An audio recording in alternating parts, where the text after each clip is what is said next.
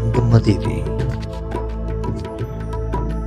MK ಹುಬ್ಬಳ್ಳಿಯ ಮಲಪ್ರಭಾ ಸಕ್ಕರೆ ಕಾರ್ಖಾನೆ ಆವರಣದ ಅರಳಿ ಮರದಡಿಯಲ್ಲಿ ನೆಲೆಸಿದ ರೈತರ ಕಾರ್ಮಿಕರ ಅಧಿದೇವತೆ.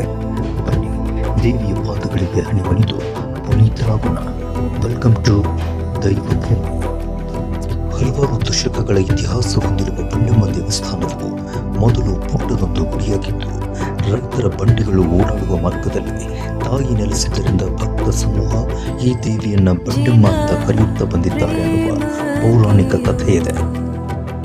ಕಾರ್ಖಾನೆಯ ಆವರಣದಲ್ಲಿ ಇರುವುದರಿಂದ ಬಂಡಮ್ಮ ದೇವಿಗೆ ಅಮಾವಾಸ್ಯೆ, ಹುಣ್ಣಿಮೆ, ಹಬ್ಬ ಹೀಗೆ ವಿಶೇಷ ದಿವಸಗಳಲ್ಲಿ ಮಹತ್ತರ ಪೂಜಾ ಕೈಂಕರ್ಯ ನೆರವೇರುತ್ತೆ. ಕಾರ್ಖಾನೆಯಲ್ಲಿ ಕಬ್ಬು ನುರಿಸುವ ಕಾರ್ಯ ಆರಂಭವಾದಾಗ ಮತ್ತು ಮುಕ್ತಾಯವಾದಾಗ ಬಂಡಮ್ಮ ದೇವಿಗೆ ವಿಶೇಷ ಪೂಜೆ ಪುನಸ್ಕಾರ ನೆರವೇರಿಸಿ ರುಚಿಕಟ್ಟಾದ ವೈವಿಧ್ಯಮಯ ಪ್ರಸಾದದ ಜೊತೆಗೆ ಅದ್ದೂರಿ ಜಾತ್ರೆ ಜರುಗುತ್ತೆ. ಈ ವೇಳೆ ಕಿತ್ತೂರು ಭಾಗದ ರೈತರು, ಕಾರ್ಮಿಕರು ದೇವಿಯ ವೈಭವವನ್ನು ಕಣ್ತುಂಬಿಕೊಂಡು ಪುನೀತರಾಗುತ್ತಾರೆ.